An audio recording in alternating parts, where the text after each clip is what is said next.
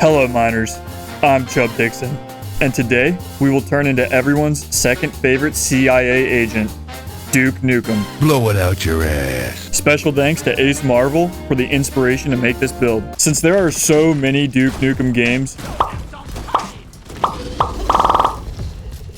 I'm going to pick my favorite as inspiration, Duke Nukem 3D, which is also objectively the best one. And with your opinion properly discarded, let's get on to the build. For our primary, we are going to use the sleek, black, pump-action shotgun. The pig cops aren't giving them up easily though, so let's make the most of the one we have. To do this, we take the 1-1-2-2-2. This build helps cover the gaps given to us by our overclock, pump action, increasing ammo count, fire rate, and reload speed. Our secondary weapon choice is the Deepcore. And if you already know the overclocks available to us, you can see where this is going. While not resembling any of the weapons Duke actually uses, it's in his name. Taking the 3-1-1-2-3, we become Death, Destroyer of Worlds. I would have loved to take extra ammo and extended ammo bags for perks 1 and 2, but that would deviate from making the biggest bumblecloud possible. So, we are sticking with 3 bombs, which is one more than we technically needed. For our pickaxe, we take the 1-1, anamorphing it into the mighty foot. Since I would rather sew my hole closed and be force-fed until bursting, if it meant I could use my platform gun, I will be using every part of Engineer's Kit during this mission. The same kind of goes for our throwable. Since our reference weapon is the pipe bomb, we will be using the only explosive throwable NG has, the proximity mine. While armor is available as a pickup in Duke Nukem 3D, there are no relatable perks associated with how the armor functions in-game. So once again, it's whatever you fancy. As much as it hurts to say, beer is not instrumental to the roleplay. So aim for your favorite brew, or slosh down whatever mystical substance Carl has graced you with on this fine morning. And that's the build. Let's see what damage we can do to these bugs. To remain somewhat fair, I will be assigning a random number to each mission type, picking 2 random missions, then choosing one of the 2 based on personal preference relative to the build. So with that out of the way, let's spin that dwarf!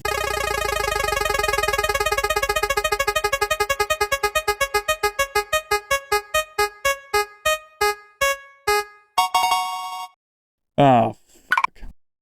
Whew, thank God. We start the day off like any other, running straight from our bed to the bar. This go around, it's Allah's will and Lloyd's choice that we take Backbreaker Stout. And after a brief workout, it's on to the drop pod.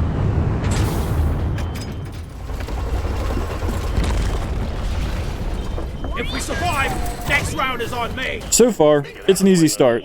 Picking bolo caps, mining nitro, and collecting resonance crystals. We fight our first swarm with no hiccups. The pump action is a heavy hitter, but not from downtown, as it lacks range. And the nuke is, well, it's awesome. It's right after my first resonance crystal that I spot my next challenger, the core stone crust. I immediately know the danger I'd be putting myself in, but the gold and glory of beating such a difficult event blinds me from the passing fears. After a bit of terraforming and preparation, I begin. Crawlers are coming through the rift. At this point, I still have 4 revives on Bosco.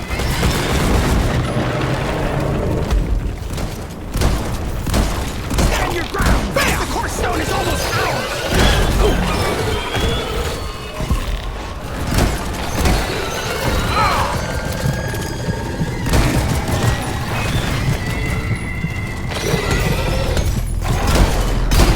ours! My first down was a bit disheartening, as I soon realized it would take 3 to 4 shells in my mag to kill 1 crawler. This means that I have way too much downtime reloading and can't keep up with the spawns. Realizing this, I switched my strategy to brute force. Rushing the stone after being revived, I swiftly break open the next phase of the event. Crawler eliminated!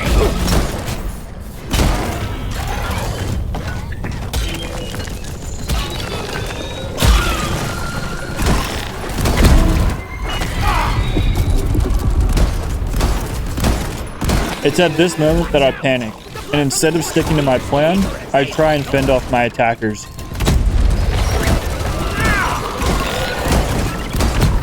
and end up only doing half of the HP before going down a second time. I follow up my second revive with an embarrassing whiff.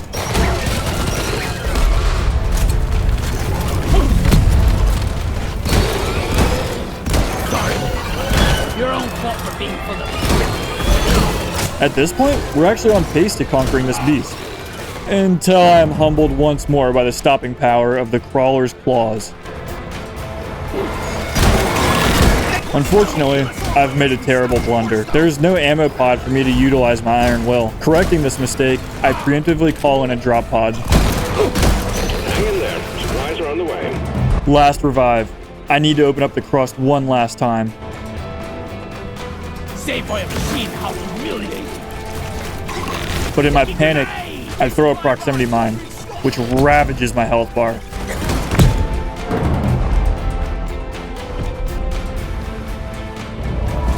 Nothing can keep me down. What's this? Crawl back to hell, horseman!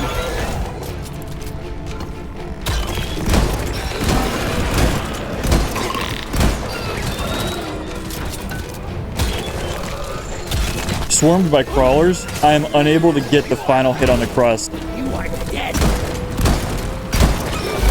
I make a last-ditch effort to gain some health,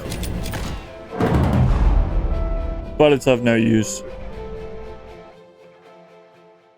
Disappointed, I return to the Abyss Bar and drown my sorrows. However, I wasn't ready to call it quits yet. I just needed a breather. It seemed unfair to say that this build can't handle Hazard 5 because of a unique event.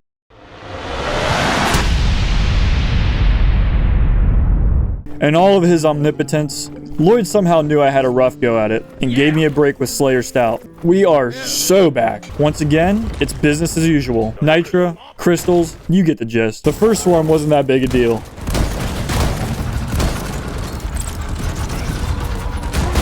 Until I Hiroshimaed myself. Praetorian down! I spit on your grave, spitter! And got pinned into a corner after a near miss by a cave leech. This is a perfect example of second wind saving my life here. The extra 12% move speed helps me to outpace the swarmers, allowing me some breathing room. You're almost through the wave, team. Go, go! Night there! Joe, get to work! After a brief cleanup of the remaining bugs, Bloody hell, you're hot to kill! we have a close encounter of the third kind, in the form of a bulk detonator. Probably my favorite bug on Hoxies.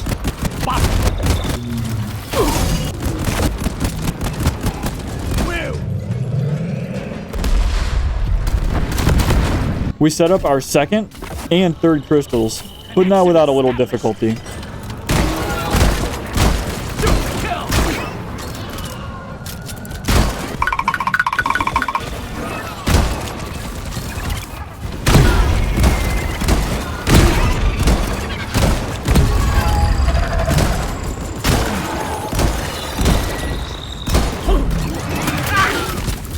And wrap up our secondary objective. Secondary objective has been achieved. Of course, we set our eyes upon yet another crust. Initially hesitant, I'm not gonna risk it, I began to hatch a plan. Ooh, maybe I come back and do it when I can fly with jet boots. Learning from my previous defeat, I was to call in a drop pod to mark the stone's location, finish the drill elevator, strap on jetty boots, and fly my way around the melee-based crawlers. So I set out to do exactly that. The drill elevator wasn't as bad as I was expecting. Drill elevator activated. Guns at the ready. You will have company soon. And the nuke made for a great panic button when large swaths of bugs spawned at once. Between that, my sentry, and occasional attention, the drill elevator was completed in no time. Contracts maintained! Rock and stone, yeah! As I collected the Morkite seeds, I began brooding over the real fight to come. And this go around, we're on a timer. So I grabbed my jetty boots, blasted off from the geode, and flew straight to the event, which was conveniently marked by our previous drop pod. Yeah, give me Drop some. pod departing in T-minus 5 minutes. I ordered a resupply. Go crusher! Nitro's been withdrawn and supply pod is inbound.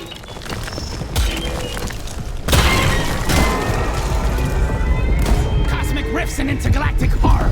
Not my cup of beer. Time to restock. More sensor guns ready to be built.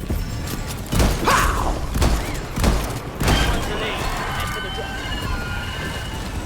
It's at this moment that I realize mining the crust is going to be more difficult than before, due to the constantly spawning bugs at the end of the mission. But there's no turning back now. Off we go!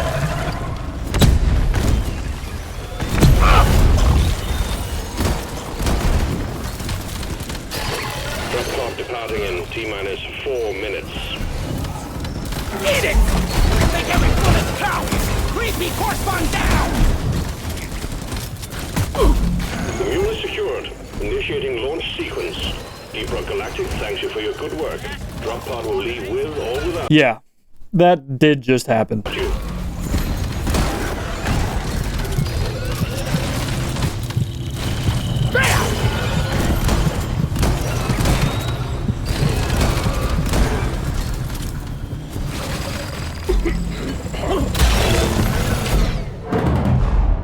How did I get here? Was I really dumb enough to try this again? Especially after finishing an entire mission?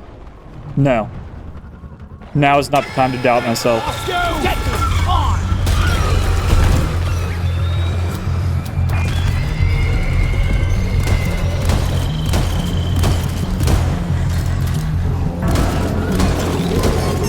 Drop pod departing in T-minus. Initially shaken, this repositioning via Stingtail made me realize that I could draw the bugs away from the crust, then swiftly run back, destroying it while they weren't there to take the hit. Move it!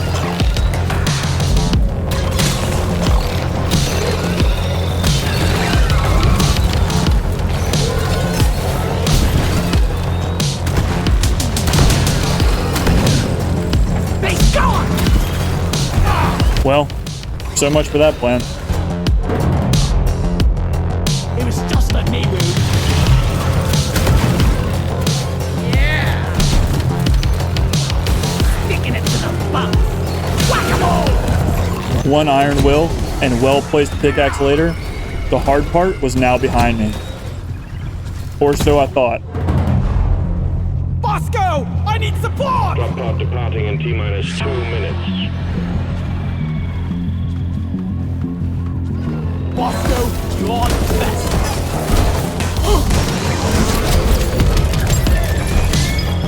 Out of sheer excitement, I run straight to the drop pod, only to realize I must turn back to the hell I just escaped to return the core stone to its specialized extraction pod. Highest priority miners.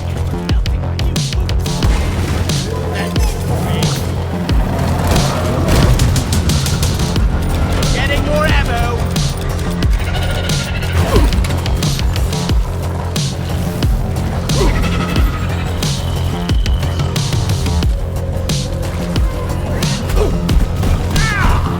Covering fire. The Glyphid Stalker from early on in the event came back for one last tango and landed a beautiful hit on me, dying in the process, just to see me burn. But that wasn't the case. Bosco had one last revive, T-minus 1 and I minute. had 56 seconds.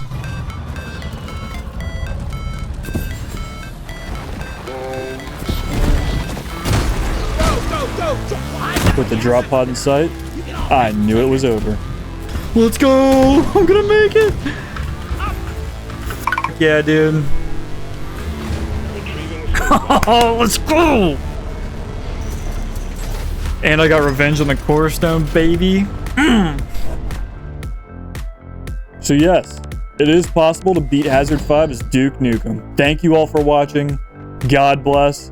And remember, miners, cock and bone.